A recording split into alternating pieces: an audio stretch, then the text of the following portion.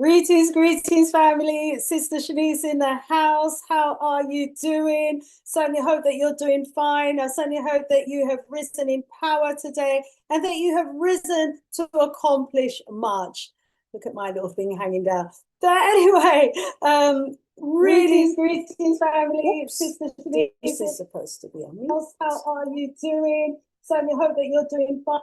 Okay, well, at least I know that the stream is working okay and that I'm coming out live and direct on YouTube. Let me just copy that link as I do, and then I'll post it. I'll be posting it in the background in a short while. And please do assist me in posting the link as well, because I don't get the links in advance. And I know a lot of you always have difficulty finding the link. So I've just got that set up now in the background, and I'm going to be posting it as you come through the door. So as you come through the door, please do greet me, please do greet each other in the family, and let us all know that you are here live and direct. Okay, let me start posting this link. So how have you been? How has your strong been? Certainly hope that it's been a great one. Mine has been absolutely fantastic. You know, I have just returned from a short break, and you know, it was a blast. It really, really was. And yeah, if you want to know more about it, I certainly will share some of that with you. So today we're going to be joined by Leader Bandaka. Leader Bandaka is the spiritual leader of the Al-Kabalan revivalist sorry, movement. And yeah, I was speaking with his wife, Sister Kai, a short while ago, a few internet challenges, but we certainly hope that it won't be anything that's going to keep them away from you, because my, don't we have a really important topic of conversation that we've got to be having today. And of course, we always have important conversations here on the Big G, because what's going on? You can tell I'm tired. Not only on the Big G Galaxy Afiwi do we always have really important topics of conversation, but we always have important topics of conversations here as well on the Sister Shanice Show channel. So tonight is not going to be any different. It's a really important conversation that we need to be having about what's going on in Sudan. It's so easy for those of us who live outside of Sudan to be going on with our daily lives without realizing the serious atrocities that are taking place there. Now, it's not a new topic, we know, and I know a lot of you are already aware of what's going on, but the fact that, you know, the extent of the atrocities, you know, that continues until today, is still happening, even though we've been reporting on this for a few years now. We have to, I think, really step up the pressure, because, you know, our people are being slaughtered in that side of the woods. They're actually committing a genocide over there, and the whole world ought to be extremely concerned about it. The whole world ought to be talking about it. The people in positions of power ought to be trying to get the fractions around the table so that something can be done about it. You know, there should be a high level of proactivity taking place concerning the atrocities that's happening in Sudan. And sadly, because it doesn't get much reporting, there's still a lot of our people who don't know that much about it. So what we're going to be doing is we're going to be focusing our attention today on Sudan, so that, you know, more of our people can be aware of what's happening. So I want to rise up Leader Bandaka as he prepares to come live and, you know, share with us again about what's happening in Sudan. And so family, you know, please get ready to share this link. If you're not already doing so, please do share the link. We need as many of our people as possible to be talking about, to be concerned about, to be lobbying, to be raising this issue with their members of parliament, whatever it takes in order for this issue to get the attention that it deserves and to stop the atrocities. That's what we need to be doing as a people. Okay, so we're going to have that conversation today. I'm just posting, and then let me invite Brother Leader Bandaka to, give us about 5 minutes or so, 10 minutes, just to open today's event, because, it's so important that we usher in the power of our revolutionary freedom fighters to be with us in spirit, in everything that we do. So I can see that he's in the background there. Brother Leader Bandaka, if you are ready to come live, please do click that link so that we can all see you. Certainly hope that you managed to sort out the internet challenges that you were experiencing a short while ago. So let's ask our brother to unmute and to come live. Okay, so as I was saying, family, so much that's going on in that region of Sudan, and I just feel that we have to focus on it a lot more. Brother Leader Bandaka, I can see that you're off mute. Can you put your video on for us? Greetings, Brother Leader. Tendai Mwari, greetings, my dear sister. We're having some challenges at the. Can you hear me? We're hearing you loud and clear, but we're just not seeing you. Good to hear your voice, though. Hopefully, we'll see you very soon. You're having some challenges, you said? We're having some challenges. My laptop is moving very slowly at the moment, so hopefully, I will be visible any moment now. Right. Okay, so we'll leave you hanging there until you do become visible, because we want to see you as well as hear from you. I'm just posting the link in the background, and I'm asking the family if they can share the link as well, so that we can get the link out there. Okay, so we are ready. Yes, we are seeing you now. We can see that the movement is a little slow, but at least we've got some visual that we can work with. Okay, so family, as you can see, our guest for this evening is actually now visible. He's in the house and he's visible. Just continuing to set up the link there, and then we'll be going live. So, Brother Leader, let's do a test. Rise up, Tendai Mwari. Tendai Mwari, Mwari mukuru kuru kuzai muzimu mukuru Tendai Mwari. I hope you heard all of that. Yes, we did. And please, spend 5 minutes, 10 minutes or so just opening up the show for today in our African traditional way. I mean, there are many ways that our people, give reverence to the greater source out there. But there's also, a spiritual way in the African tradition of things. Please share that with us, Brother Leader Bandaka.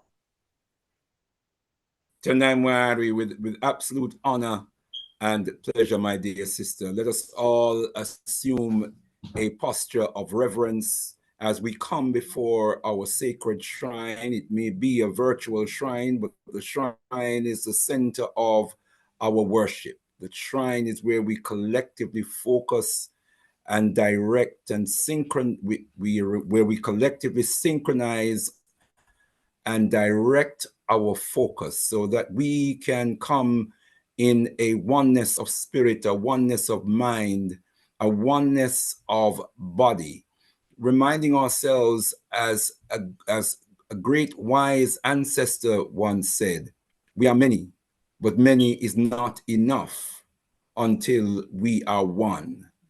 One in mind, one in body, one in spirit. So when we come to the sacred shrine, to synchronize and direct our collective focus, we must come in a oneness. We must come as the many, but the many as one body. So, beloved brothers and sisters, as we come before our sacred shrine, as we come assuming a posture of reverence, we grace our sacred shrine. We say, let the faithfuls grace the shrine. Tendai Mwari. Tendai Mwari. Tendai Mwari. Mwari, mwari mukurukuru, mwari mukurukuru, mwari mukurukuru, kudzai mudzimu mukuru, kudzai mudzimu mukuru, kudzai mudzimu mukuru, tendai mwari, tendai mwari, tendai mwari. Regai mazwi andinotaura nepfungwa dzemumwoyo mangu zinzikwe nemimwari. May the words of our mouths and the meditation of our hearts be acceptable in thy sight, O Jah of our creation.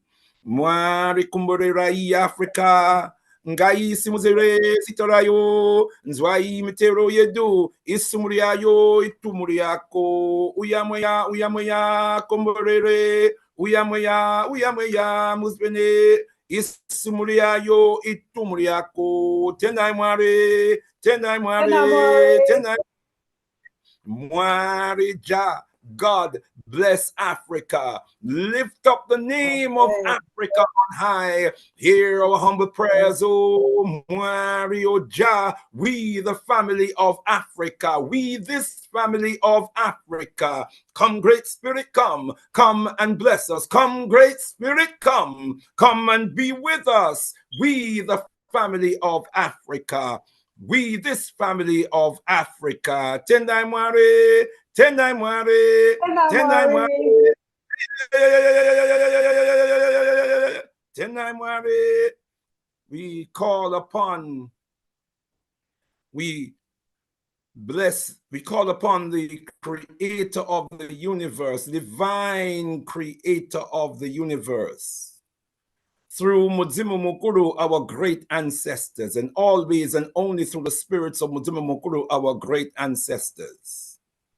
We pray for blessing upon the proceedings this evening.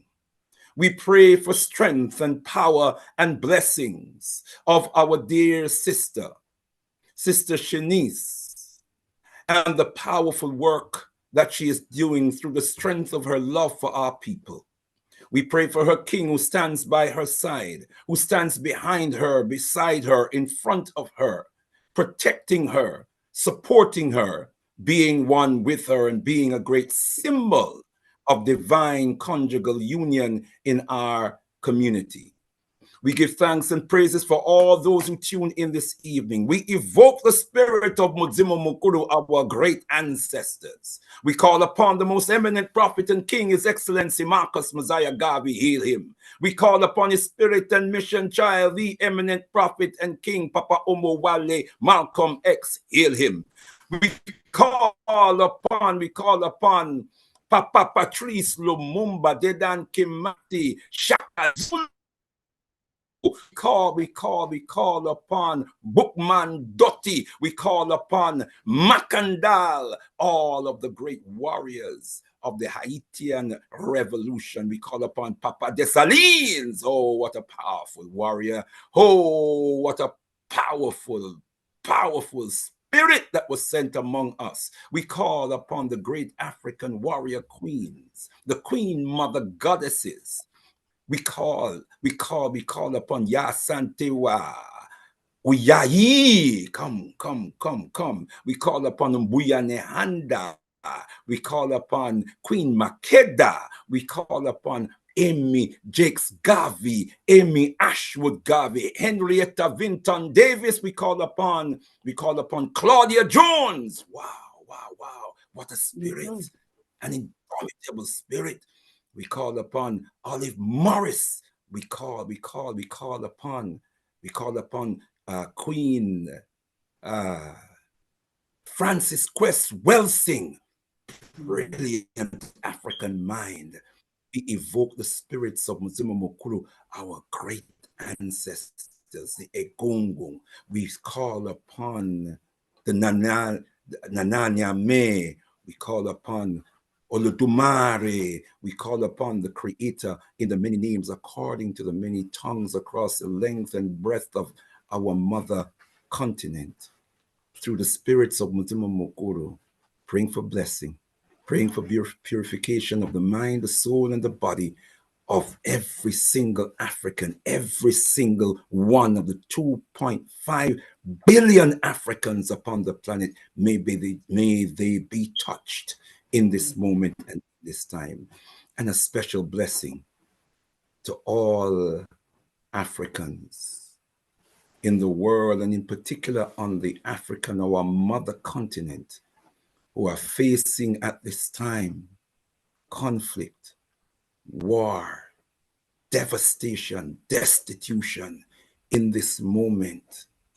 May there be a better day coming through our commitment, through our work, through our faith, through the power of our will, that we shall, united in our strength, we shall transform the realities of the African world and bring our people to the state of human dignity that we deserve. We give thanks, we give praises, we say Rumbitso Kunyamwariye Africa, to the God of Africa be glory. Tendai Mwari. Amen Ra. Thank It's you. done. Tendai Mwari.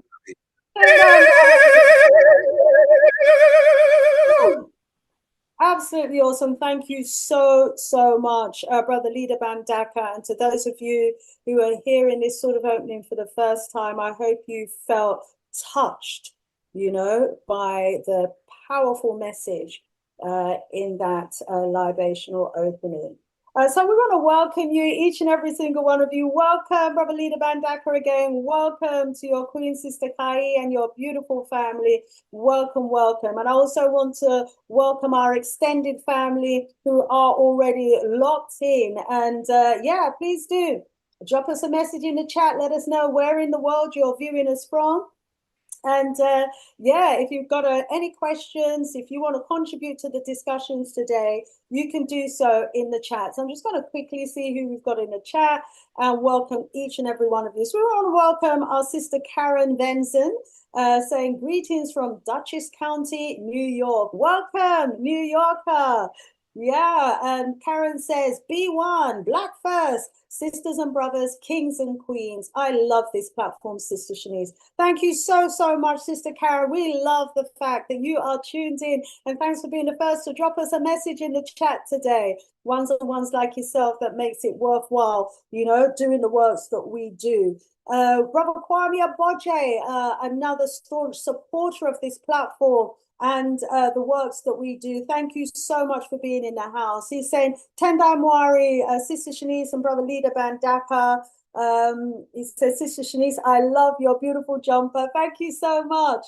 Tendai Mwari, again, our voice is for Africans at home and abroad. Ashe, Ashe, Asheo, my beloved brother, Kwame Aboje. And he's naming some names that we must remember. Yes, I mean, my brain's not as good as Leader Bandaka. I've made some notes of some names that I want to remember today as well. As we know, it is the 1st of October, and in the UK, or some say the UKKK, it has been designated African History Month. African History Month actually started with a day, African History Day, Black History Day.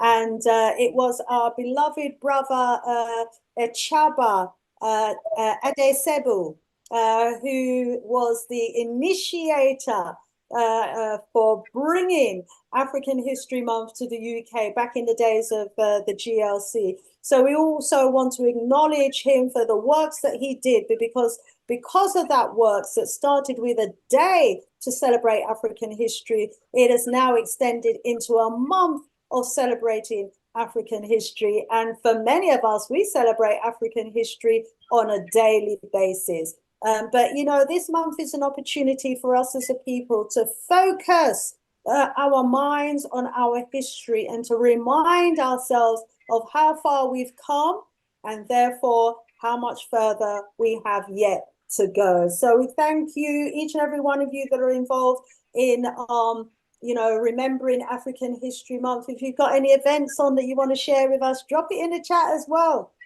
We'll be happy to mention it. Loretta is welcoming us, greeting us from the UKKK, saying Sankofa. It's very important. We need to look back to see where we're coming from so we can see where we've got to go. And Kwame says, Tenda Mara to our Kabalan family. Yes, indeed. He's calling Brother Olatunji, Heru, Brother Kweku, Kem. He's rising up the entire Al-Kabalan family. Sister Kai, he's rising each and every one of you up. Thank you so much, beloved brother. So, as I said, it's African History Month, and this is an opportunity, as we've already started doing in that opening libation, for us to remember, you know, some of our great revolutionary freedom fighters and the works that they've done for us. They paid the price, family. They paid the price for our freedom today. And there's no greater price that can be paid than laying down your life for your people. And there are so many who have made that sacrifice, some whose names we remember, and some, sadly, whose names we do not know because their names wasn't actually recorded. But they did the works. They were out there fighting the good fight. They were... Yeah, so that their children and their children's children wouldn't have to walk around with chains around their neck, chains around our arms, and chains around our feet. And we must never forget, you know, the price that has been paid by our ancestors for our freedom. Never take your freedom for granted. Never take the works that they did and the sacrifices that they made for granted. Okay, family, we need to make sure that we do, you know, our utmost best on a daily basis to repay our ancestors for their sacrifice. You know, so for all of those great Pan-Africanists, all our revolutionaries, we rise you up, up, up. We remember some. We've remembered some already, like Marcus Mosiah Garvey and our brother Kwame is rising up the names. And let me read the names of those ancestors of ours who he's rising up. And one of the reasons why it's so important, another reason to rise up their names, because for as long as we call their name, they will live. For as long as we call their name, they won't ever die. Our children will remember them. For as long as we call their name, our children will investigate them, will research them. They'll think, you know, who are these heroes and sheroes of ours? Let me go and research their name. And for as long as we remember their name, we remember the sacrifices that they made for us. So we want to remember Harriet Tubman, Betty Shabazz, Amy Jacques Garvey, Adelaide Cecily, Cassili, Hayford, Audley Moore, Fanny Lou Hammer. These are some names that our brother Kwame Aboje has remembered. And of course, we've lost one of our revolutionary freedom fighters just this strong. Yeah. Yeah, call our names. Shabazz, what? Assata Shakur.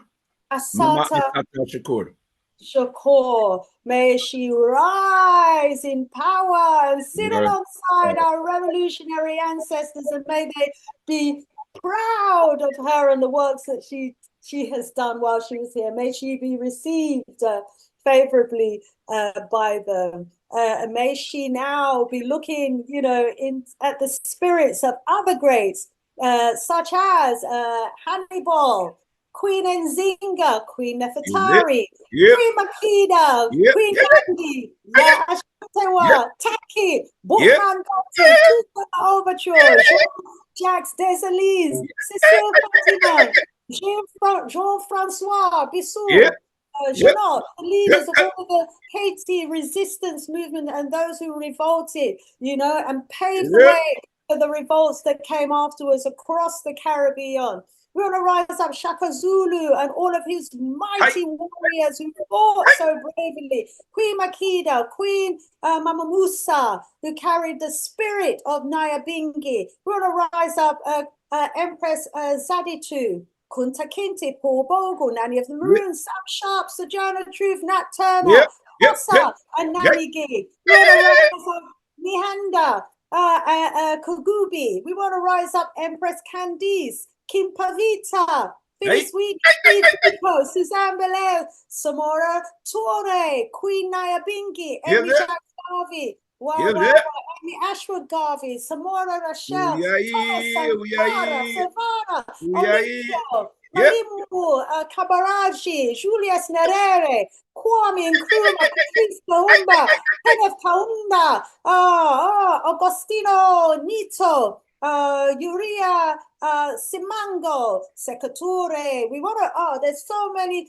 family that we need to remember. Maurice Napolo, Joseph Okito, Maurice Bishop, Madam P.J. Walker, Queen Mother Moore, Martin Luther King Jr., Huey Newton, Bobby Seale. Hey, the list goes on. Dulcie September, Jason Sunday. Well, we have to remember these names: Lauren Kabilia, Ras McKinnon, Emperor Haile Selassie. His name surely will never die for as long as the rest of the community, is doing the worst. Walter Rodney, Emil Cabral, Harold Moody, CLR James, Shekanta Diop, John Henry Carr, Claudia Jones, Dr. Ben, Dr. Sebi, Dr. Yusuf Ben Jacquemin, Henry Sylvester Williams, Cyril V. Briggs, George Padmore, Muhammad Ali, Seymour, family, Winnie Mandela, Winnie Madikizela, Sister Chipo, Mama Margaret, and so many of our own personal loved ones who have gone on to the ancestors. The Sierranians who fought so bravely on Amistad, on that ship. Family, it is African History Month. I've given you the names of at least one that you can study for every day of this month. Added to that with the names that you got from Leader Bandaka and Brother Kwame. And please do add the names. Yes, of course, thank you, Dua, who's reminding us of the Johannesburg. He's greeting us from Johannesburg, South Africa. And as you say so, we have to remember those students that died, in that massacre in South Africa during the days of apartheid. We have to remember Robert Mugabe from the southern region of Africa as well, and all of our freedom fighters from that. Welcome, Dua, from the Diaspora African Women Renaissance. Great to have you in the house. So yes, post the names of our greats, because for as long as we remember them, they will never, ever die. And for as long as we remember them, our children will remember them and research them to keep their names alive. These are the ones who did the works to unshackle us from those iron chains and those chains of enslavement. But now we've got to do the works to unshackle our mind and to free our mind so that we can get back to our former greatness. Brother Leader, let me allow you to, add something at this stage before I go on to open up for our conversation today. Tenai Mwari. Oh, my dear sister, I'm so filled already with the powerful spirits of Muzimu Monkuru, our great ancestors. You call some names of some awesome spirits, and they are the reason why we are still here as a people. They are the reason why we're still embrace or enjoy some semblance of dignity as a people, because they were willing to fight and even die for our liberation. And so I am humbled as well as I am honored to be in a space where the names of such great ancestors are going to be called, not just calling their names out of politeness, but actually evoking their spirits. So what we must do when the spirits of Muzimu Mukuru, our great ancestors, are evoked, we must open ourselves, open our souls, so that the ancestors will imbibe our souls and become one with us, so that we can reflect the courage, the strength, the determination, the vision that marked their greatness, so that we can, like them, be great also. So that we need that spirit to take forward the fight for our people's total liberation. So giving thanks and praises, I am so honored. I am so blessed to be in this space this evening, and I'm sure we all feel the same way. And don't worry. Thank you so, so much. Honor, as always. Honor, as always, to have you in the house and to be, able to speak with you and our wonderful audience, during this time. So I'm just going to quickly share screen here, family, because as I said, it's Black History Month. There's events happening up and down the land. I've got a couple of events that's happening as well, and I really love for some of you, all of you, it'd be great if all of you were to join me on these events, and so we do the works for you, our beloved family. We're not doing it for ourselves. There's so much, we could be spending our time doing other things, but it's because we are committed, to the works, just as our ancestors were, why we are doing what we do, family. Okay, so I've clicked present a view, nothing's happening. Oh, there we go. All right, so just to let you know that,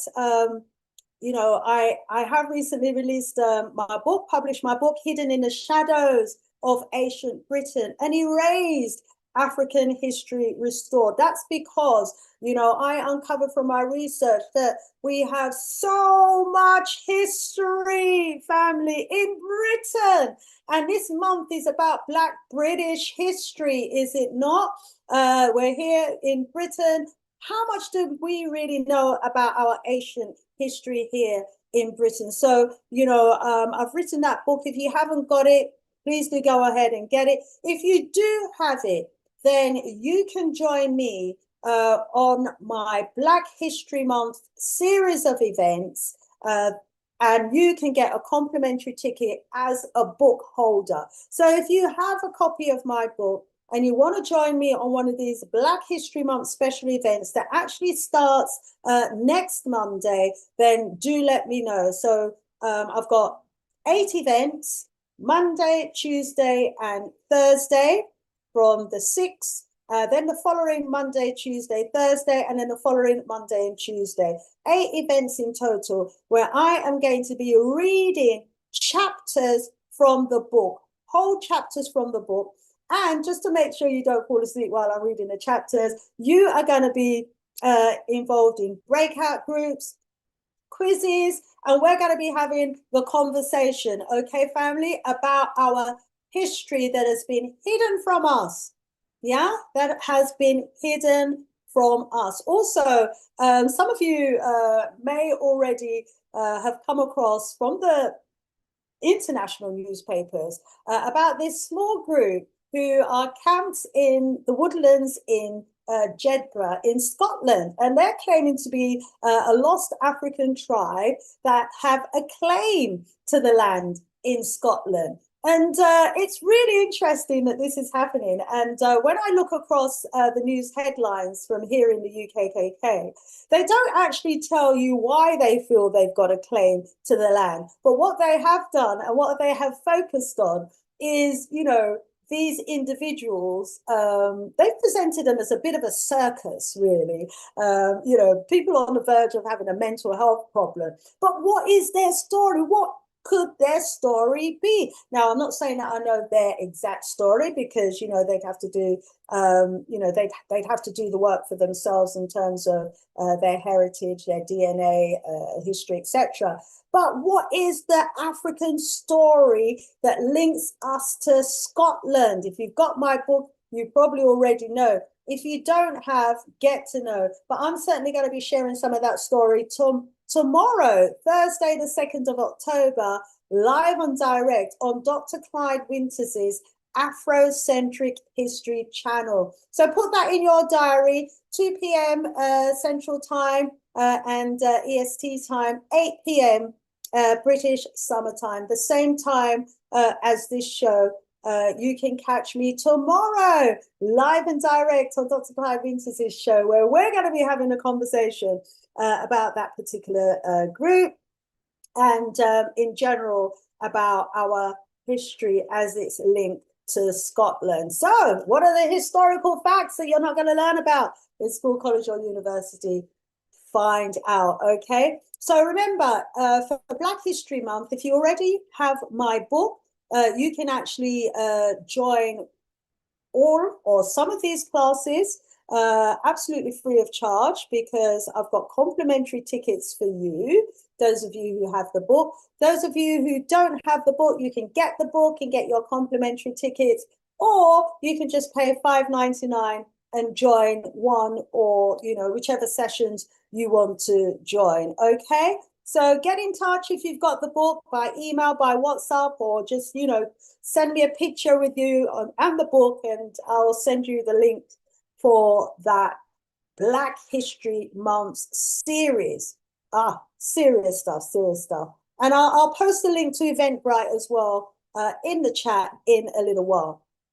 Okay, but very importantly as well is our topic of conversation for today. We're going to be talking about Sudan. And even though we're going to be focusing on what's happening at present in Sudan, with it being Black History Month, I just want to remind our people really that that region of Sudan, you know, is part of ancient Nubia. And as we know, ancient Nubia, wow, is in the, it covers the whole of the northern eastern part of Africa, all the way up through Sudan, today's Sudan, through to Egypt, modern day Egypt. And this region has history that goes back, according to archaeologists, at least, listen to this, 300,000 BC. Yes, this region has history, archaeological history that goes back at least to 300,000 BC. Yeah, and that was how it was up until it was divided in about 1504 AD. So this region of Africa has some rich history. It has early civilizations like the civilizations of Kerma from 2500 to 1500 BC. It's got the later kingdom of Kush. You know, that kingdom, as we know, had wealth beyond measure. It had its distinct culture, you know, it had its interactions with Egypt. You know, the ruins in that, there are ruins despite the destruction that still stand until today. So what is clear about this region is that it is also of significant historical importance. And I don't think that side of it has actually been highlighted enough, because even when you look at what's going on in Palestine today, we all know, okay, the significant historical importance of that region. And if I say to you that we as a people have got history in Britain that goes back tens of thousands, possibly hundreds of thousands of years that we don't know about today because others have claimed that history for themselves, what do we think is going to happen, you know, in Palestine? What is Palestine? It's going to be known as Israel. And what is it going to look like in 200 years' time? Will our descendants even know the history of that region in 200 years' time? And what do we think the former empire of Kush is going to look like in 200 years' time? Is it not a genocide that is happening right now in that region on a scale that's greater than even what we're witnessing before our eyes that's happening in Palestine? Wow. This former Kushite Empire was vast. Okay, there were three major Asian cities there: the Kingdom of Kush, Kerma, Napata, and of course the Meroe Empire as well. And so, you know, these empires had distinctive, iconic sites. And, you know, like I said, despite the destruction, you can still see the evidence of it today. It wasn't until around about the 7th century AD, from about the 7th through to the 13th century AD, that things really started to change in that region. Christianity came in, and, you know, they were a mighty force that brought about major political as well as religious changes to that region. And then later on, of course, we had the influence of the Muslim religion as well. But, you know, prior to that, it was African. You know, Kerma was the capital of the earliest kingdom. That was around from 2000 BC, with their impressive temples, palaces, houses. You know, that's an aerial view of that region. And as you can see, you know, there's evidence even in the rocks as they stand today of the greatness and the significance of the empire there, you know. And this is the region that we're talking about. Archaeologists are still there uncovering, you know, evidence of our history. They don't share all of what they're finding with us because they want to hide it from us. But, you know, fortunately, our ancestors must have known that there would come a time when this sort of destruction of their cities would have been happening. Hence why they carved their images into stone, and they've left so much evidence of their greatness, even in the cemeteries. You know, archaeologists have said that in the region of Kerma alone, there are over 30,000 graves. 30,000 ancient graves. And let's remember, yeah, that our ancestors have ancient graves across the entire globe, including Britain. And what many of our ancestors did was they took their worldly goods to their graves with them. And so when these archaeologists are finding these cemeteries and digging up these graves, you know, they're actually claiming the worldly goods of our ancestors, hiding, you know, the vastness of it, you know, the riches, the gold, and the artistic works of our ancestors, and just putting little bits of it on display in their museum. But remember, as those of you who saw my show, I think a couple of years ago now, I actually interviewed someone who was working on a project while he was a student, I think it was Cambridge or Oxford University, and got the opportunity to go beneath the British Museum. I used to talk about there being, you know, a basement with our artifacts and evidence of our heritage under there. But he said, no, there's no basement. He said, there's a city underneath the British Museum.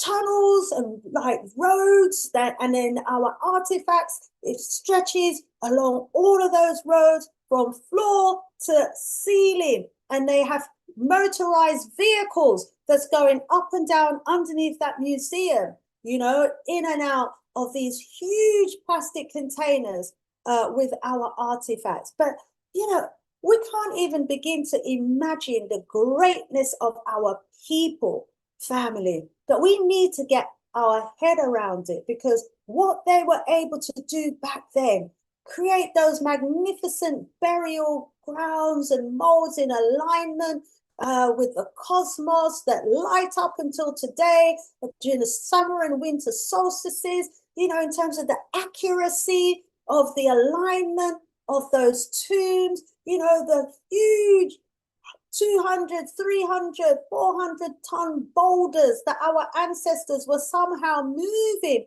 over hills and valleys to erect their temples. You know, we really got to begin to get our head around the greatness of us. and our former ancestors, because their DNA resides in us, family. And if we are left alone, yeah, we will be able to begin to remember our former greatness, and we will be able to start recreating and doing again, you know, the buildings and the constructions of those great monuments as our ancestors did. Just imagine, you know, the size of those temples that they used to build. You know, when we don't see structures like that in stone anymore, you know, and we didn't have cranes. How were we doing it? You know, but all of these cities, as we know, when the Wazungus came in, they first lived among us peacefully, pretending to be our friends, while at the same time looking for divisions. And there were many divisions between us, unfortunately. We are a people who have divided by clans. And that's why, you know, our unity is so important, because for as long as we allow to be divided based on our clans or our ethnic groups or our religion or anything else, then we are weakening ourselves as a people and allowing space for others to come in and to tear us down. Yeah, and this is what happened. We allowed others to come in, then take up seats of power, and then control.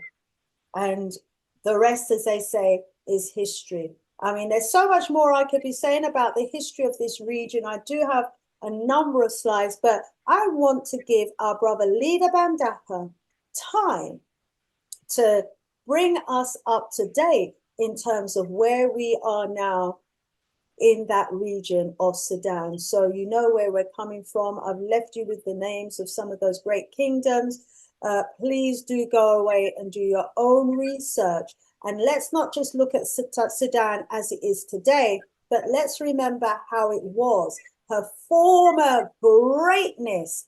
And let's also be aware that, you know, there are a number of agendas at play today, and there are those who are financing the atrocities that want to take over that region and put their own ethnic, racial stamp on it and claim it, the region, and its history as their own when it was not. Let's not be in a situation where we need another Sheikh Anta Diop to have to prove to us that Egypt was first African before it turned pale as it is today. Let's not have that need to happen in the region of Sudan as well. Brother Leader Bandaka, let me hand over to you as I stop the share there to speak to us, please, about where we are today in Sudan and what is actually happening in that region that many of us may not be aware of. Over to you, Brother Leader Bandaka. Tendai Mwari, Rumbidzo Kuna Mwari, ye Africa, to the God of Africa be the glory. I bring greetings in the most precious, powerful, and bountiful name of our motherland, Al Kebulan Mama Africa, in the sacred spirits of our most gracious ancestors, and in a prayer for oneness, hope, and prosperity for all African people upon the face of Mother Earth. We say again, Rumbidzokuna Africa, to the God of Africa be the glory. Giving thanks and praises, Sister Shanice, for that awesome, awesome backdrop to the main topic this evening. You are truly blessed, my sister. That was absolutely brilliant. Before I say anything further, let me bring to our presence the spirit of two of our great warriors who have left our earthly company recently to join the realm of the ancestors and are therefore waiting to be laid to rest. Great contributors to our people's history, to our people's resurrection and rise. And I speak of Baba Heru, Baba Heru Ankh Ra Samaj Sepata, otherwise known as just as Baba Heru, or the Ankh man. He was a spiritual leader of the Temple of Ma'at, which operated in the USA. One of the great exponents of our African spiritual cultural traditions, did tremendous work to illuminate our knowledge and understanding of our African spiritual cultural traditions in practical terms as well, how we live according to the traditions of Muzimu Mukuru. He recently left our earthly company, aged 82. I want us to just give thanks for his life and for his work and for the legacy that he has left us. And I also want to reiterate, my dear sister, you mentioned Mama Assata Shakur, her full name, Mama Assata Olugbala Shakur, which means she who fights for her people. That's what her name means. She who fights for her people. Assata is she who fights, or a fighter, a warrior, and Olugbala is the people.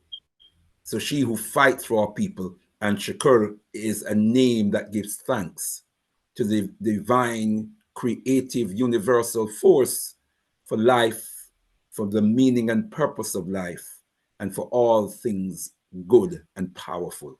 So we are here in honor of these two great warrior spirits that came among us, assumed the flesh, and did great works. And so we submit them, their spirits, to our shrine, and we evoke the spirits of Muzimu Mukuru, our great ancestors, to gather around their rested souls, to dance praise dances with us, to sing praise songs with us. For we bear witness that they are worthy of honor, they are worthy of praise because of the work they did when they were among us. And so we say, in the words of our ancestors, the wisdom words of our ancestors, may their souls rise like Ra on the wings of Ma'at after a favorable judgment in the council of Asar. Ashe, Ashe, Ashe, Menra, it is done. And it is to do these two great warrior spirits that I wish to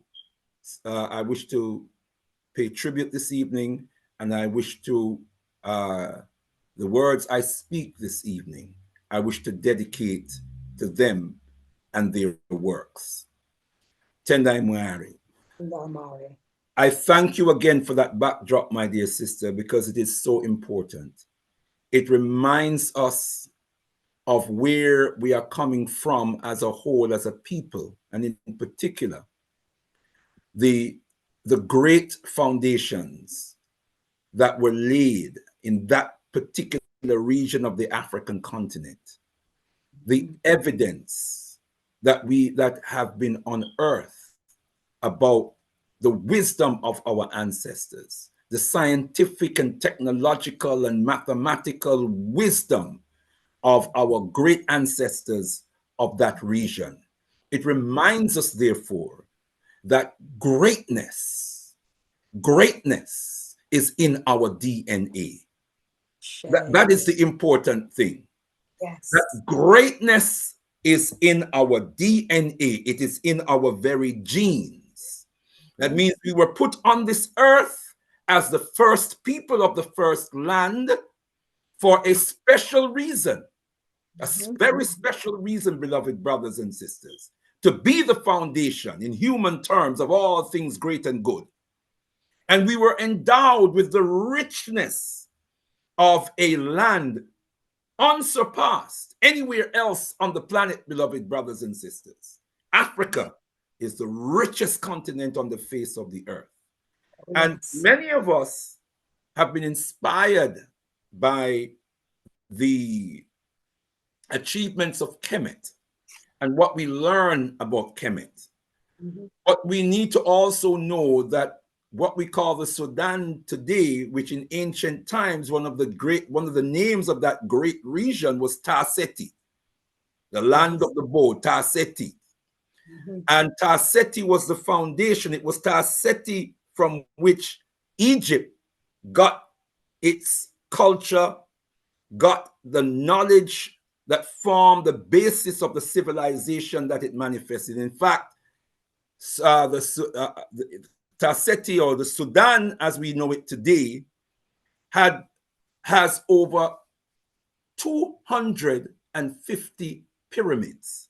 Now, Egypt is known for its pyramids, but Tarseti has almost 3 times the amount of pyramids that Egypt has. So it's important that we know that that is the foundation for the great things that we observe and we celebrate about Egypt. And in fact, the Egyptians looked to the south for their orientation. And even when we go to Tarseti, they even look further to the south, because they all said that they came from the south, from the foothill of the mountain of the moon. That is Kilimanjaro. Kilimanjaro means mountain of the moon. So they say we came from south. They call themselves Kante or Kente, which means origin, the original people. And they said they came from the south, from the foothill of the mountain of the moon, where the god Happy, H-A-P-I, from which the Europeans get the word H-A-P-P-Y. Happy was the name of the god of what we call the Nile today. The Happy, the river, the Nile River was known as the Happy River, because it brought the rich silt. It brought in the flow of the water from the south that enriched the soil. And so when the water came in, enriching the soil, the people celebrated, the people were happy.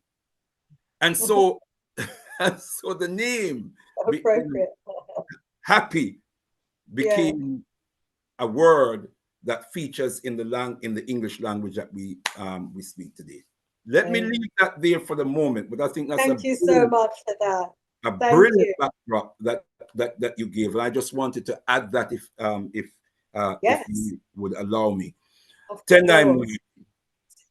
Tenamwari. Sadly, the story of the Sudan today represents a serious plummet from where we as African people were thousands of years ago, because there is great suffering taking place amongst our beloved people in the Sudan.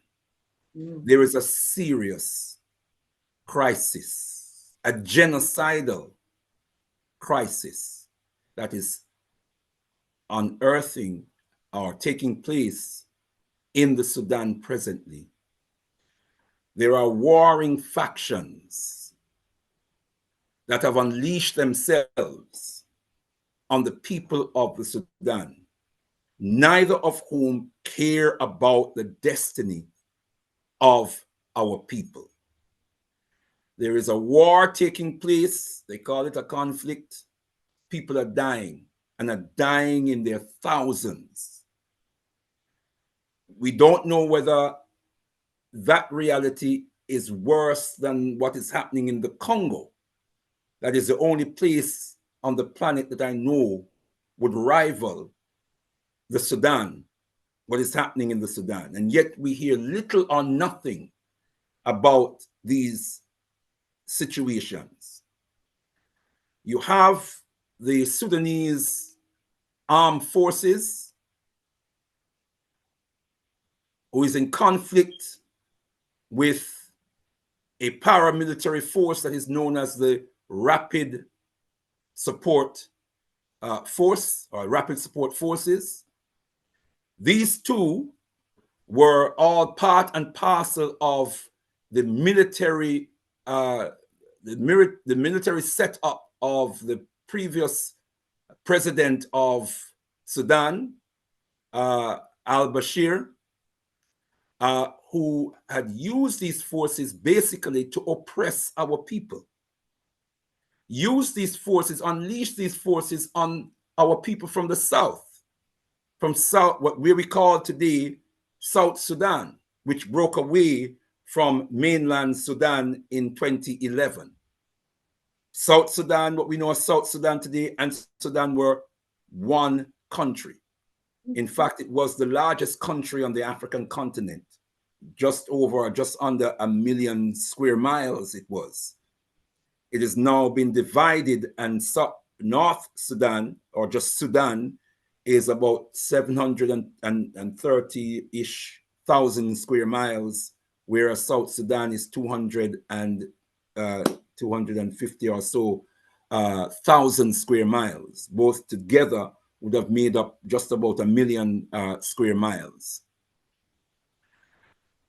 In around about 2018, the people of the Sudan rose up against the government of Sudan. The government of Sudan that was all about preserving itself, preserving its own interests, exploiting the resources of the country for its own ends. And whilst the majority of our people were suffering, this government was spending 50, 60, some sources say 70% of its GDP on the military, buying out the military to protect the perpetuation of its existence, whilst the people are suffering economically. The people are suffering hardship, destitution. And so the people started rising up. And that same army was being used to crush. Now, let me just move back a little bit. And I mentioned just now about South Sudan.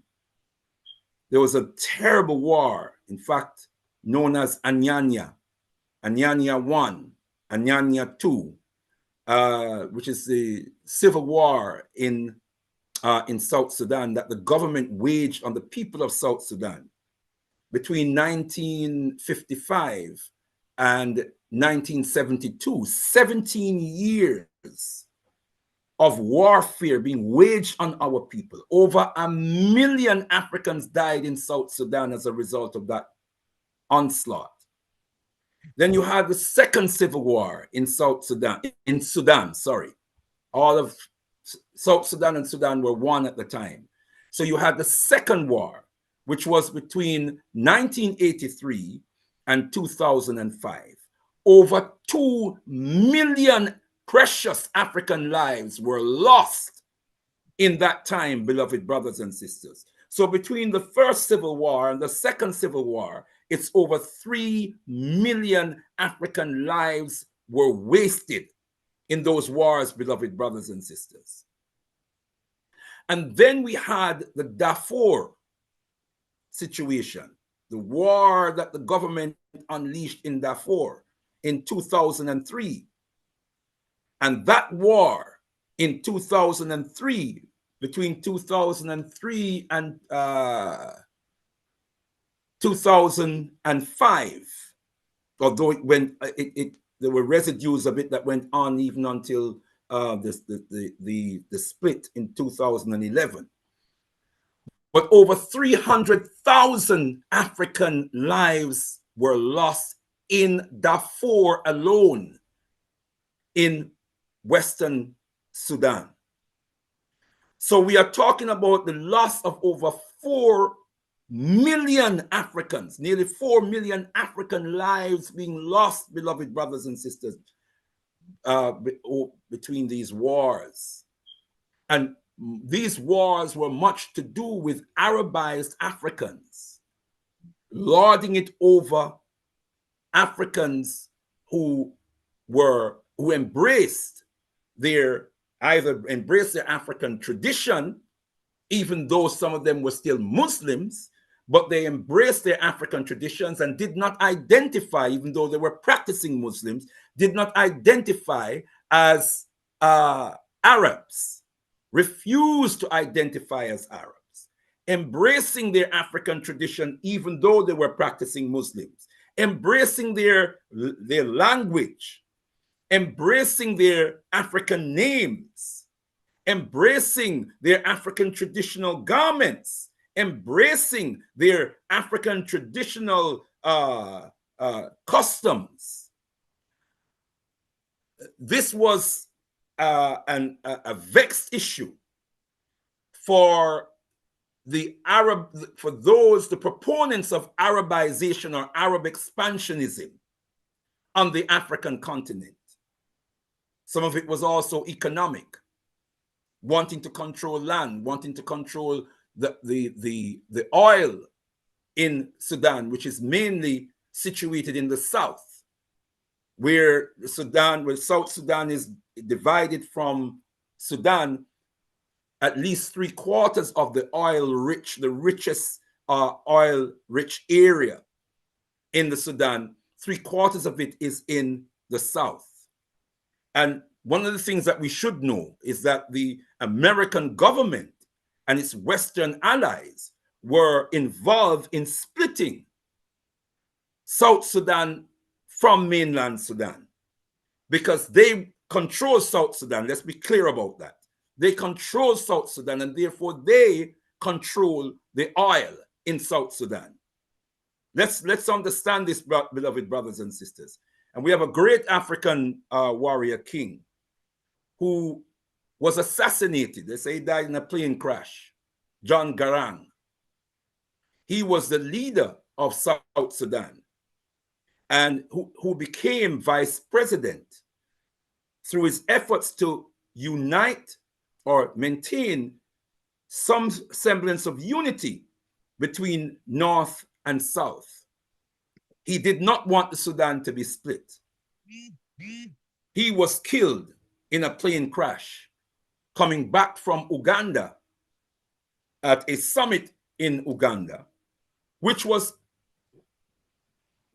organized by Yoweri Museveni, the president of Uganda. He's still the president of Uganda, but organized at the behest of Western European forces who were represented at that meeting.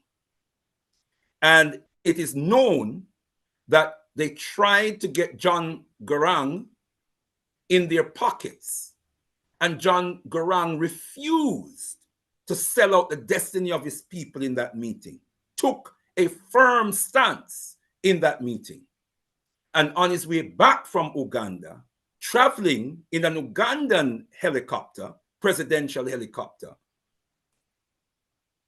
our dear brother lost his life. There's a brother by the name of, we knew him as Dena Jack, who used to live in this country, who was one of John Garang's right-hand men. I got to know him very well, so much so that I had the honor of hosting him in my home. He was in that airplane crash. He also died. Yeah, he was fairly well known in the Pan-African community at the time. Yes, this was in 2005. Okay, so that's what we're dealing with, beloved brothers and sisters. That's what we're dealing with. Now, bringing it up to the present, this is a painful, more recent past of the Sudan, and the attack on the people of the Sudan who are resisting Arabization, refusing to negate their indigenous culture and traditions. Now, some of them, especially from South Sudan, were practicing Christians as well. But many of them were practicing Christians who were still embracing their African cultural traditions. Yes? Now, what we have is, as I said, a situation between two forces, the Sudanese armed forces and the rapid support forces. The Sudanese armed forces is the main army, or was the main army under al-Bashir. That was the same army that was used to commit genocide in South Sudan. Whilst that was going on in South Sudan, the people in Darfur who were being, whose well-being and whose interest was being neglected by the government started to rise up. And that was when the army was also sent into Darfur to oppress the people in Darfur. And then a militia force was created in Darfur to intensify the oppression and to crush the legitimate uprising of our people. That militia force was called the Janjaweed. Janjaweed. That term Janjaweed means devils on horseback. So you know that their objective was devilish. They knew that their objective was devilish. So it was called devils on horseback. The Janjaweed is the same rapid support force that we see today fighting against the Sudanese armed forces. They were once working together, oppressing our people. And when the people started rising up in 1918, they tried to suppress the people, and the people were still rising up. The people were still resisting. And then these two, the heads of these two armies, General Burhan for the Sudanese armed forces, and the head of the rapid support force, or rapid support forces, known as Hamiti, both united in overthrowing Bashir. Both of them having overthrown Bashir and established a traditional council and all kinds of various things, to cut a long story short, started to engage in some kind of power struggle. Brother Leader, you gave us a date. If you could just clarify the date. I thought I heard 1919, but I know. Well, Bashir was overthrown in 1919. Sorry, 2019. I'm sorry. Yes. I said 1919. I meant 2019. Yes, yeah. I know. I thought you did. Yes, the uprising started in 2018. The overthrow of Bashir happened in 2019. I think it was April 2019, to be exact, that he was overthrown. And so what we saw were attempts to create transitional governments, but it was always a transitional government with a veneer of civilian governance, but with the true governance being commandeered by the armed forces. Yes? And these two were working together. They were partners in crime. And until the relationship began to crack, because Hemeti was challenging General Burhan for the top position. He wanted to be president rather than vice president. And there was an agreement that was reached with the international community, as it were. Watch that name, watch that term. But an agreement was reached with the international community that a new transitional government should be set up. This was in 2022, I believe. A new transitional government should be set up, and the rapid support forces should be brought in with the Sudanese armed forces to come under the auspices of the Sudanese armed forces, and therefore under the control of General Burhan. General Burhan agreed that this should take place within 2 years. Hamiti decided no, he wanted that to be done over a 10-year period. That's where the relationship began to break down. And by April, in fact, the 15th of April, 2023, war started. And since then, it is estimated that over 150,000 African lives since April 2023, and this is an estimate. This is an estimate, beloved brothers and sisters. Over 150,000 deaths, African lives, as a direct result of this war that is taking place mainly in Khartoum, the capital city, and it spilled over into Darfur. So hundreds of thousands of lives have been lost. You can imagine you're in war situations. If you know the death toll, you have a good idea of the injuries, the casualties, because it's usually worked out to be double. So we're talking about at least 300,000 of our people who have been injured as a result of this war, and 150,000 deaths as a result of this war. Over 500,000 children have died from malnutrition. Malnutrition as a direct result of the war. It is estimated that another 700,000 children are suffering acute malnutrition. I wonder if you all heard me. 500,000 of our babies have died as a result of this war due to malnutrition. Just due to malnutrition now, not those who have died from bullets and stray bullets and what have you, but died from malnutrition. Malnutrition alone. There are other diseases resulting from this war, because when you have this kind of warfare going on, that's the impact it has on civilian lives. It causes malnutrition. It causes a variety of diseases. This is what we have to understand. Now, in addition to that, some 8 to 10 million people have been displaced from their homes. So you have 8 to 10. Now, this is a country with a population of some 50 odd million people. So if you have 8 to 10 million displaced from their homes, that's 1 in 5 of the population.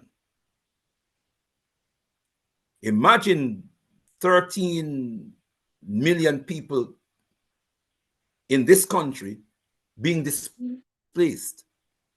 So you can imagine the insanity without proper provisions for alternative living conditions for these people, for our people.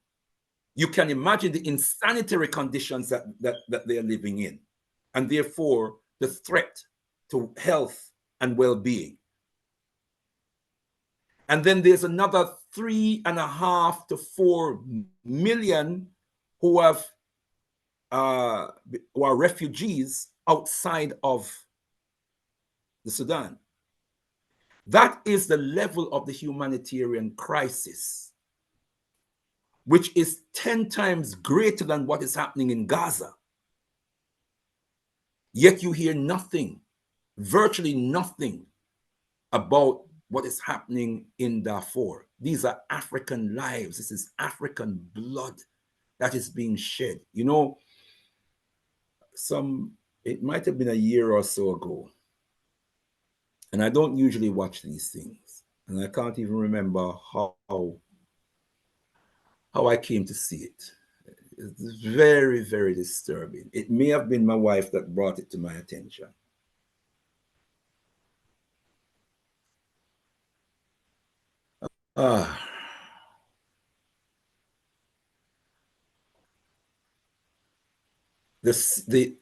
The scene was of a ditch, a mass grave. I'm saying ditch, a mass grave that was dug with hundreds of helpless, passive Africans lying face down, hands tied behind their backs. And Africans with guns, no doubt seeing themselves as Arabs. Africans with guns that were not manufactured in Africa, guns that came from enemy land, enemy territory, the same invader, the same conquerors, the same colonizers were using the instruments of their oppression to oppress and destroy our people. They had these powerful machine guns and they were just spraying, beloved brothers and sisters. If it was horses and cows and goats that were in those graves or in that mass grave, it would have been cruel enough. But these were Africans, African human beings, that other Africans, without a shred of emotion, it seemed, brothers and sisters. Even now speaking about it, it's just incredulous. It's just unbelievable that you can be so detached from your humanity that you can look at your own people and just waste their lives. Literally hundreds of Africans. The graves were dug and our people were just slaughtered. That's what's taking place, beloved brothers and sisters, in our beloved motherland, the Sudan. The Sudan, where we have such rich, ancient legacy.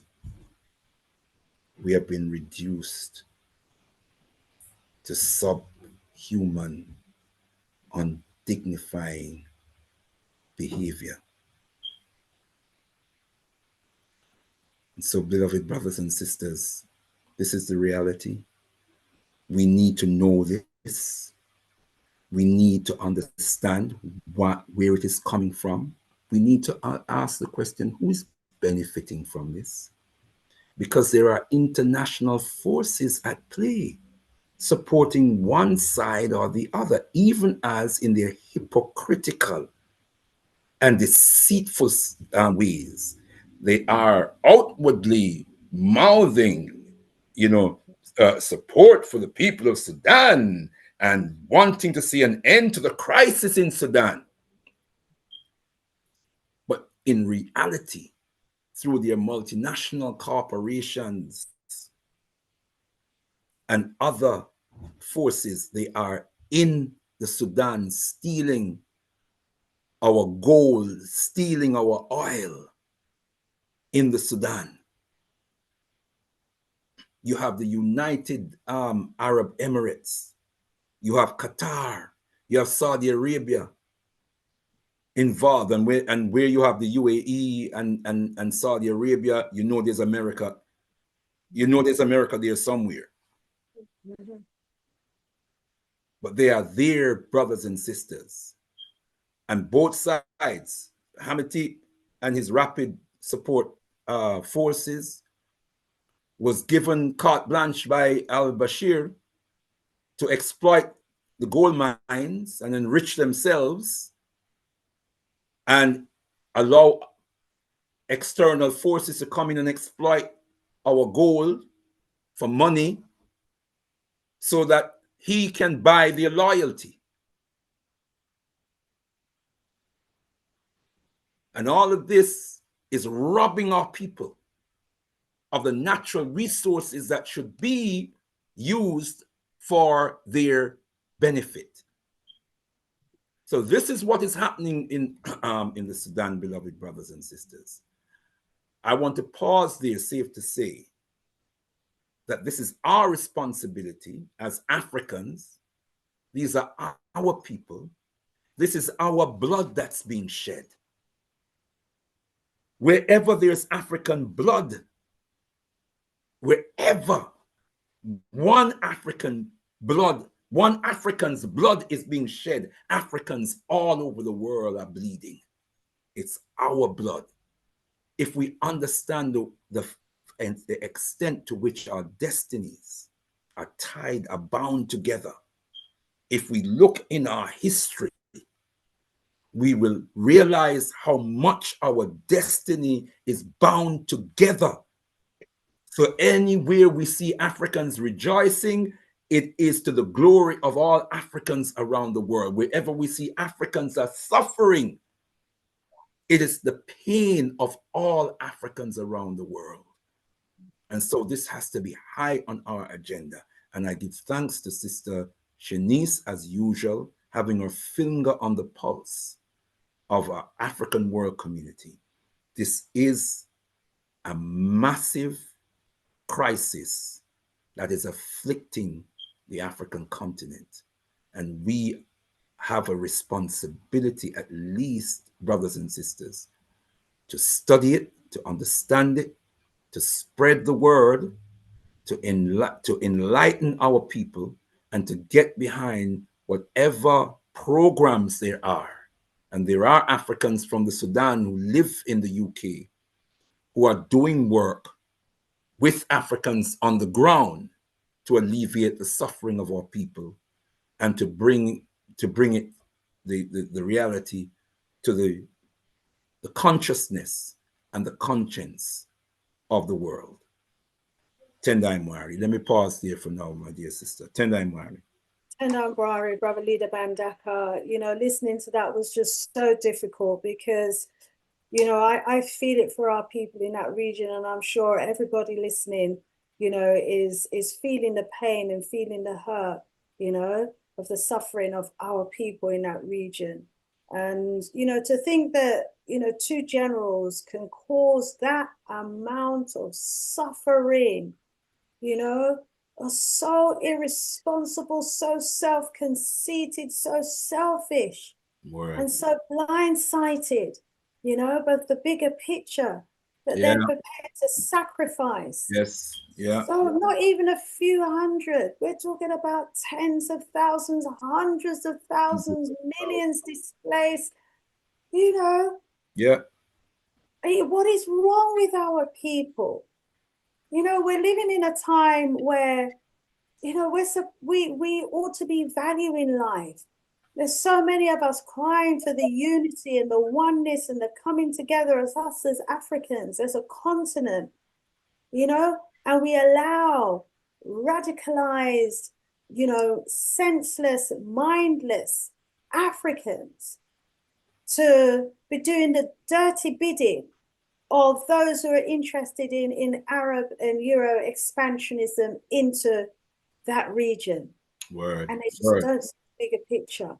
And our history tells us that, you know, they will ethnically cleanse the entire region if they are left to their own devices. And that those who are financing the war, you know, by supplying the weapons and the armory for the soldiers, the uniforms, the tanks and the bullets and everything, it's big business for them. You know, so they are, you know, we are paying them for our own destruction.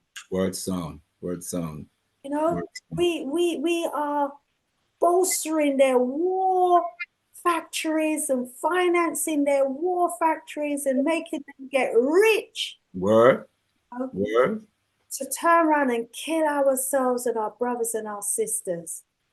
And those who we have in leadership positions, and I'm not just talking about the leaders now or the misleaders in Sudan, but those that we have in leadership position across the entire continent and the Caribbean ought to have this as top of their agenda and as a priority when they have their meetings. And they should be looking for ways to try and resolve this conflict How they can sleep at night knowing that this conflict rages on and they're not doing anything about it is beyond me.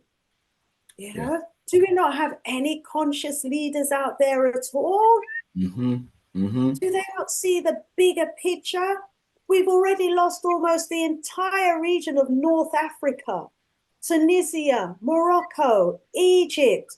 You know, these are African.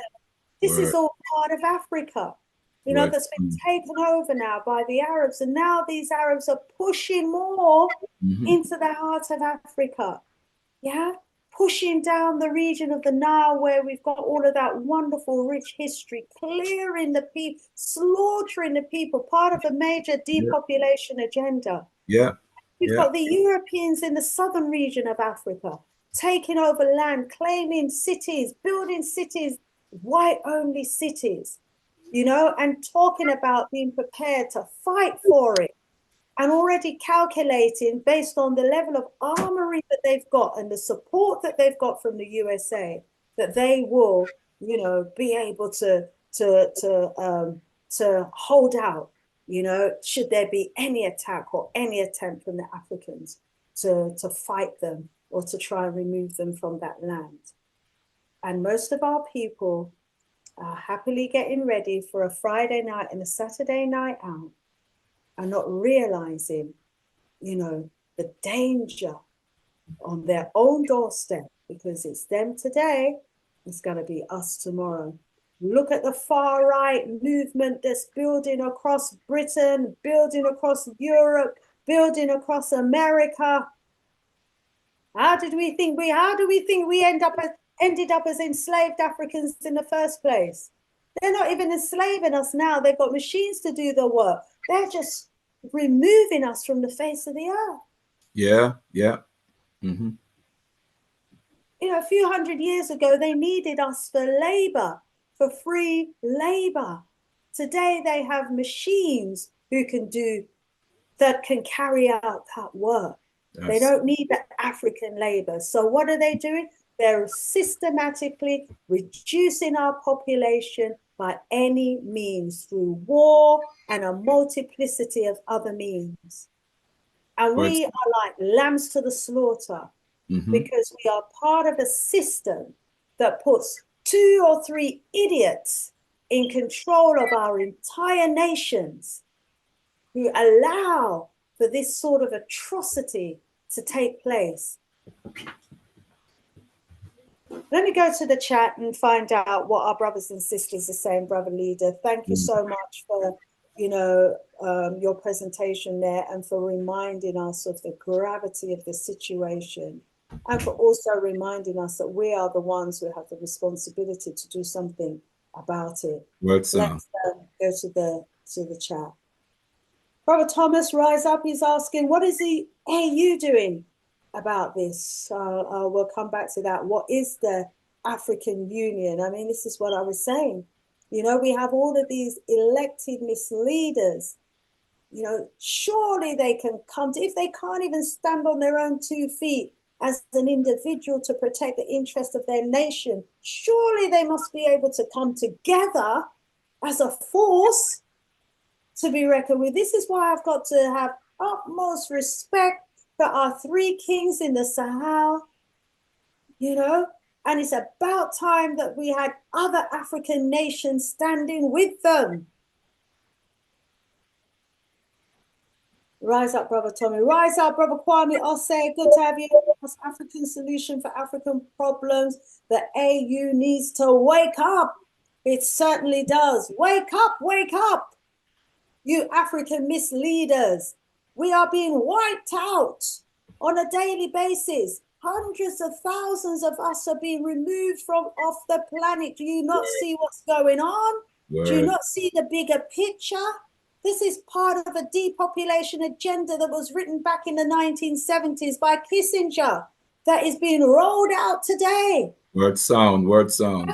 And the Western countries have the Arab nations as their partners in this atrocity, because if there's one thing that they're all in agreement on, is that we as Africans are their enemies and need to be removed because they want our land. And they've already agreed between them how they're going to divide up their land. And they're using senseless, mindless idiots in positions of power, either through, ignorant passiveness or by active destruction, willful destruction to carry out their works. We can't even point the finger directly to the Europeans anymore because they don't have to be, toe to toe with us on the battlefield because they've got senseless people who look like us doing their dirty bidding. Kwame Ose saying, Mahama Tinubu, Kagame, Ramaphosa, Nguma, etc., are not Pan-Africanists. They are the lights of the problem. There lies our problem, indeed. Indeed.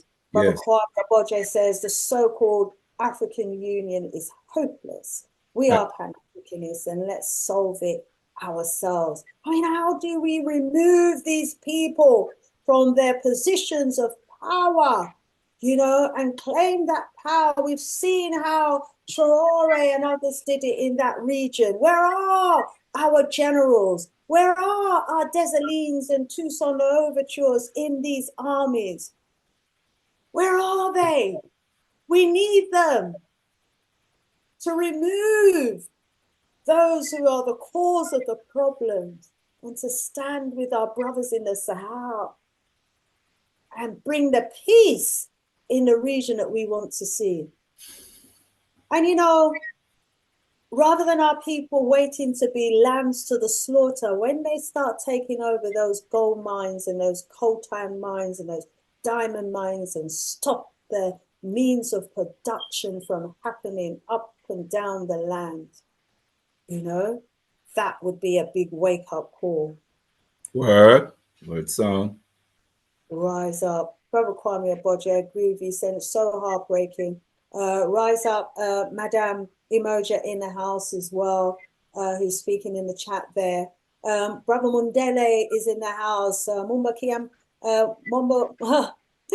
Oh, let's get my mouth around that. Yenge. Lumbu Kiambote, beloved. He said, these are only 50% or so of our people, I'm afraid. It is high time we looked at this glaring reality and accepted it. And I know there's the issue, and this is what we're talking about here as well, how we allow the issue of tribalism, how we allow our interest just for our own clans, and how we allow religious fanaticism, fanaticism to get in the way of seeing the bigger picture of who we are as Africans. Rise up, Sister Teresa. Good to have you in the house as well.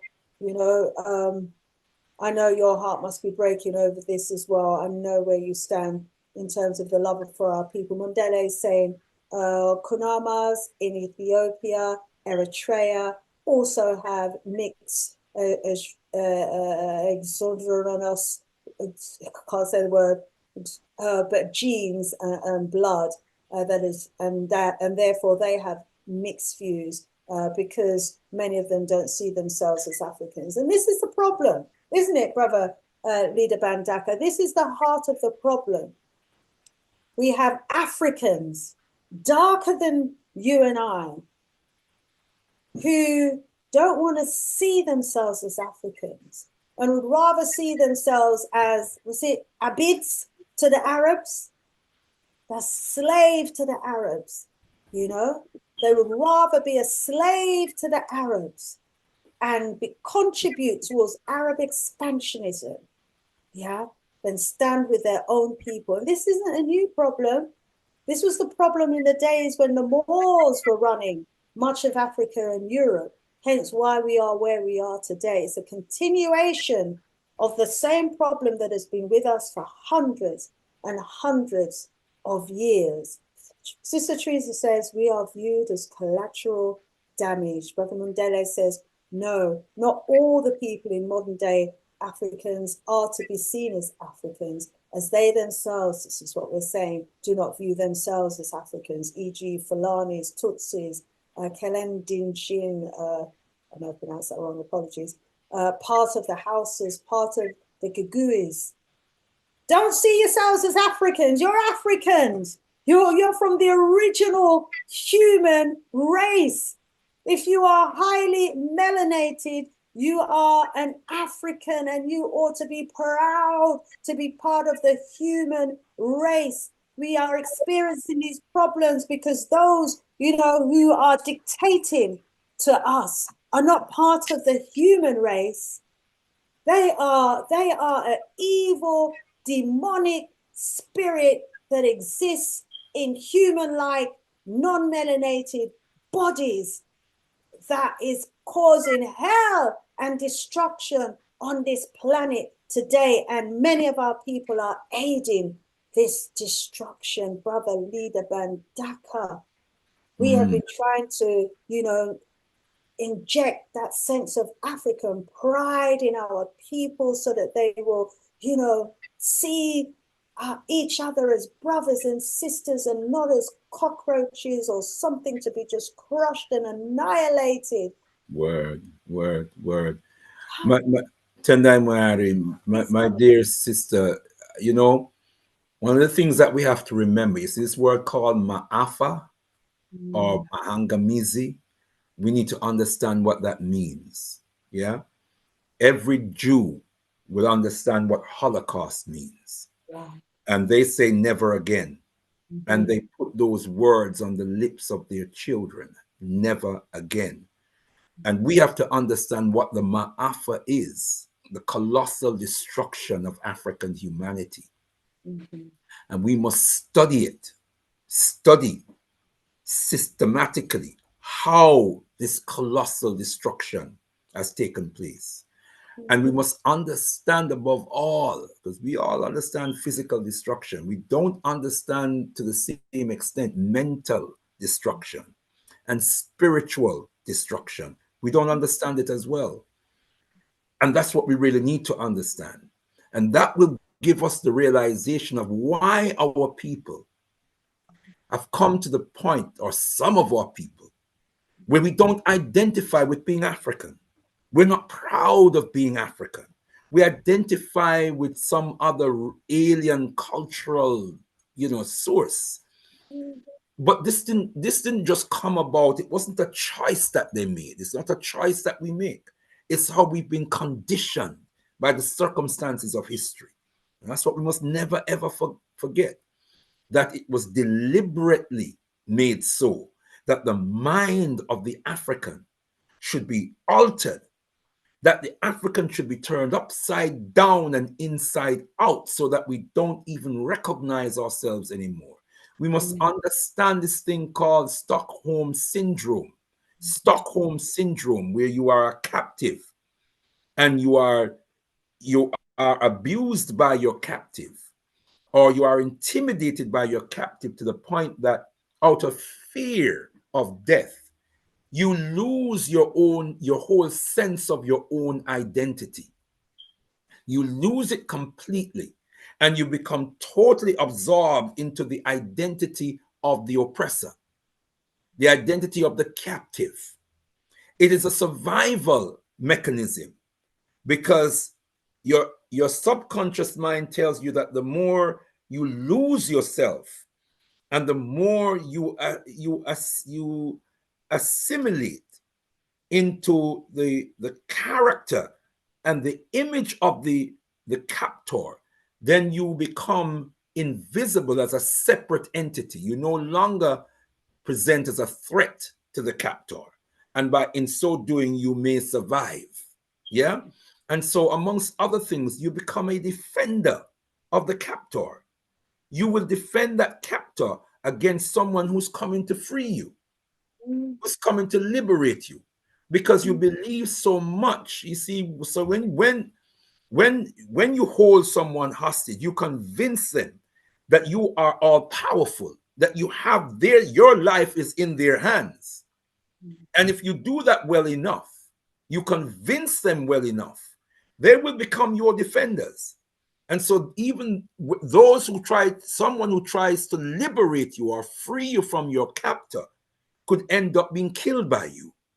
Yeah. And that's the reality with us as African people. That's our reality. Amongst other things, we are suffering from Stockholm syndrome.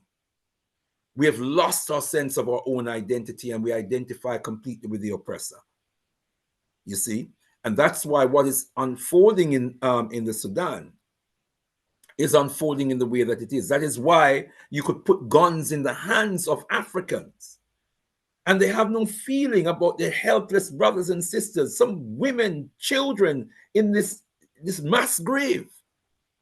And they can just walk, just walk nonchalantly, completely detached, and just sweep. Just do a sweep with these vicious killing machines. They call guns, MK-47 and whatever else, Uzi and whatever else they call them, that we don't manufacture. And we don't turn them against our enemies. By and large, we don't turn them against our enemies. You look at on the African continent. Where are we pointing these guns? We're pointing them at ourselves. We're pointing them at each other. That's the state of mind. That's what we have to transform. The minds of our people, the thinking of our people. That's what we have to transform. And when we talk about solution, we must always remember that we have the black print. And the black print is the philosophy and the teachings of the most eminent prophet and king, His Excellency Marcus Messiah Garvey. Can't go wrong with it. And if we are taking up the teachings of Papa Garvey, we will know that we have to come with a new kind of politics. A new kind of politics. And a kind of politics that inspires us to build African nations wherever we are. We organize African systems of governance, African orders of society, African social order. This is what the UNIAACL demonstrated to us. The UNIAACL established in 1920 a provisional government, and they were serious. They were serious. They drafted a constitution. They even had their own currency. They were experimenting with printing money, printing their own money. Just think about that for a moment. They owned land. And they had manufacturing industries. We had a program, Sister Shanice, you kindly invited me on your show. And we did a program where you had some pictures where we were showing UNIA members in uniforms, military uniform, Black Cross nurses in their uniforms, all of which were manufactured in the organization. And there were hundreds in their formations. And all you think about all of those uniforms manufactured in the organization, women with all these hats, flowing hats, right? Wearing these hats with pride. They're the millinery factory in the organization. Just think about that. Just think about the organization at the time were making black dolls. Because Papa Garvey taught our people, stop giving your children white dolls. Yeah. Give your children black dolls. But Papa Garvey didn't just say it. He commissioned the craftsmen and women of the organization. He set up a factory and commissioned them to make black dolls. That's what we have to start doing. Absolutely. Wherever we are, establish a system of governance in exile. Yes. And govern ourselves. And when we get strong enough, then we can put pressure on the so-called government of the land. That's when we can really heap pressure on the so-called government of the land and we will get to the position where we can displace them. Why were they so worried about Papa Garvey? Because they knew there was a real possibility of Papa Garvey creating a force that could overturn any government. That's why they were so worried. Sorry, my sister, you wanted to come in. Absolutely. No, I And then, absolutely agree. And that's Tendai Mari, that's got to be our goal going forward, to, be part of a force, that can turn over, the systems and the power that be today. And, as you was talking, I was thinking in terms of the Stockholm syndrome as well, that individuals that have that kind of perspective about wanting to disappear and assimilate to the point where they're not seen as black anymore, it's such a selfish, short-sighted, ignorant position to try and put yourself in, because everyone else in society sees you as an African, but in your mind you think that you're not an African, maybe because you don't have an African partner, or because you're working with non-Africans, or because you're gunning down and murdering, physically or mentally or spiritually, your people who look like you, or because we are rewarded, sorry to interrupt you, my dear sister, or because we are rewarded so well for denying our Africanness. Yes. Because very subtly, and sometimes not so subtly, that's what happens in societies. Yes. That we are rewarded for denying and negating our Africanness and assimilating into the identity of someone else. And so many of us, too many of us, are prepared to do the dirty work against our own people for the benefits of those rewards. And that's largely as well due to, as you were saying, the fact that a lot of our people are just not in their right mind. So key, and one of our priorities has to be education. We've got to take back the education of our children so that we can instill the right morals and principles in them. And every single one of us, needs to be contributing towards that by ensuring that our children, have the right mind, the mind of an African, the mind of a proud African, not just as an individual, but see themselves as part of a collective, part of a family, part of a community, and part of a nation, that they have a duty and a responsibility to serve, and those who are working within the system, and have maybe made great wealth from doing so, also need to think about how they can put back into building our communities, because to become a government that can seriously challenge the status quo, takes vast sums of money, and these people very cleverly withhold the money from those who they feel are going to use it in a way to undermine them. And so, somehow those with money need to find ways to channel it into institutions, organizations, and movements that are trying to build for our tomorrow. Movement like the one you head up, Brother Leader Bandaka, movements like the Al-Kabalan revivalist movement should be financed, with a huge team of workers and supporters on a local, regional, and national level. We've got to start building. We've got to start building. So we're winding down now. I want to thank everybody for the contributions that you've been making in the chat. Yes, beloved Brother Kwame Oboje, he said, Brother Malcolm reminded us as a people of the slave mind, and he's telling you to speak it. Brother Mundele, is reminding us that anyway, Sheikh Anta Diop, civilization or barbarism. He said, go to its index and look up Tutsis, read what the Udiite says about them. This was in 1986 or so.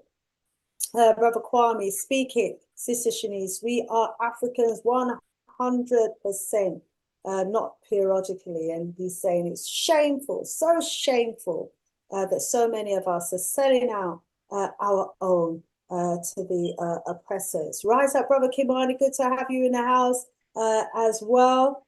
Rising up the entire family. Mundele says, Sister Shanice, if you went to Kagami's Rwanda today, behind you, your back. Because you aren't Tutsi, just like me, you'd be called, what's that? Inininzi, equal Bantu, cockroach, stark reality. These are the problems, that it's just so deep in the mind and the blood of our people. Rise up, Millicent Angel. Good to have you in the house as well. Now, each and every one of you, please do remember to give us a thumbs up, give us a like, and to please do share the link as well so people can watch back and learn. We are the ones, take little clips of it, put the clips on your channel. Brother Leader Bandaka has given us a graphic illustration of the challenges that our people are facing today in Sudan. We need to make sure that everybody's aware of it, because too many of our people are not aware. Kwame Yose reminds us that Nkrumah warned us about this. He said, this is why Nkrumah wanted the African High Command, but the lies of Nyerere, Selassie, CIA agents, Kenyatta did not understand, the likes did not understand the need for an African High Command. I want to thank you all so much for your comments. Please do read back on the comments as well. If you weren't here for the earlier part of the show as well, I was reminding you that for Black History Month, I do actually have an event that I'm hosting, and I'm just going to post in the chat the link so that you can get your tickets. Remember, if you already have my book, you can get a complimentary ticket to the series of events that I'm hosting over Black History Month, okay? We are 4 minutes away from the top of the hour. Also, remember, tomorrow, I'm going to be on Dr. Clyde Winter's show, live and direct. We're going to be talking about the group in Scotland that have said that they're claiming the land of Scotland, that it belongs to them because it was stolen from them 400 years ago. What are they talking about? Could Africans really have a claim to the land in Scotland? So, I want you to join me tomorrow if you can, live and direct, about the same time, about 8 p.m. On Dr. Clyde Winter's show. Look out for when we go live. Brother Leader Bandaka, have you got any events coming up, any announcements that you want to make before we end? And just in case you talk until the end of the show, I just want to thank you so much from now for that awesome reminder of what is happening in Sudan and what we all need to be doing to try and help our brothers and sisters in that region. Brother Leader Bandaka, over to you for some closing remarks. Africa, to the God of Africa be the glory, giving thanks and praises once again, Sister Shanice, to you for your kind invitation to the show this evening. It's an honor to come to minister to our people. I want to hail and big up all of your beloved and treasured viewers and listeners who support your show day in, day out. I think we must realize how invaluable our dear sister and her work is to all of us. Of course, the subject matter this evening was a vitally important subject matter because it focuses on the destruction of the lives of African people.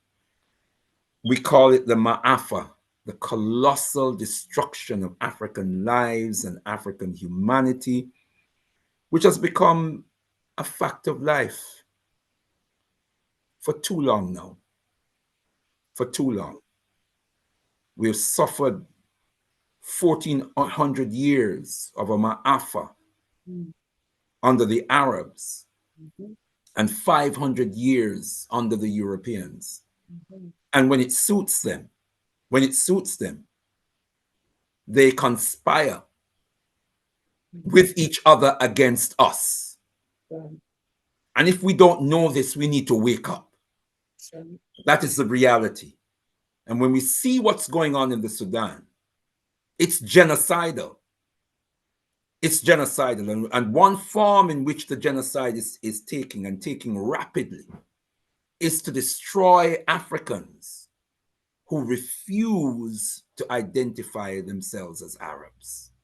True, true. They insist that every African in the Sudan must identify themselves as Arabs, or they must be destroyed. There are other dynamics at play, but be sure that that is one of the primary dynamics. Arab expansionism. It's a deadly reality, beloved brothers and sisters. It's a deadly reality. But we cannot just lament the pain and the injustice and the wrong. We must have the solution. I'm a Garveyite. So I'm always looking for solutions, because my prophet and king always look for solutions. Mm-hmm. He only saw problems fleetingly, and he would always find a solution. He was never inhibited by the size of a problem. Mm-hmm. And he says to us, liberate the minds of men, and ultimately you will liberate the bodies of men. He said to us, the world today is indebted to us for the benefit of civilization. They stole our arts and sciences from Africa. Then why should we be ashamed of ourselves? He says, let no voice but your own speak to you from the depths. Let no influence but your own rouse you in times of peace and in times of war. Did you hear that? Let no influence but your own rouse you in times of peace and in times of war. He says, hear all, but attend only to that which concerns you. Your allegiance shall be to your God, your race, your country. Follow always that great law. Let God and the sky be our limit and eternity our measurement. There are no heights to which we cannot climb by using the active intelligence of our own minds. And he goes on to say, minds create. But as much as you desire in nature, you can get through the creation of your own mind. Yeah. And then he says to us, but in your home and everywhere possible, you must teach the higher development of science to your children. And make sure that we have a race of scientists par excellence. For in religion and science lies our only hope to withstand the evil designs of modern materialism. The evil designs of modern materialism, beloved brothers and sisters, that is what we're up against. The evil designs of modern materialism. But like our father, Papa Garvey, was not fazed by the evil designs of modern materialism. He was not intimidated by the evil designs of modern materialism. He had to find the solution. He had to find the formula to defeat the evil designs of modern materialism. And he did. And he has left that formula with us. And it's for us to take that formula and apply it. So I close with the words of the most eminent prophet and king, His Excellency Marcus Mosiah Garvey, as I always do. Beloved brothers and sisters, unite. Organize now or perish. Rise, you mighty African people, for you can accomplish whatever you will. Rumbidzo kunamwariye Africa. To the God of Africa be the glory. Tendai. Thank you, my dear sister. Thank you so much. Sister Shanice out of here now. Thank you so much again, Brother Leader Bandaka. More strength, more power to you, beloved. Thank you, family. Thank you. More love.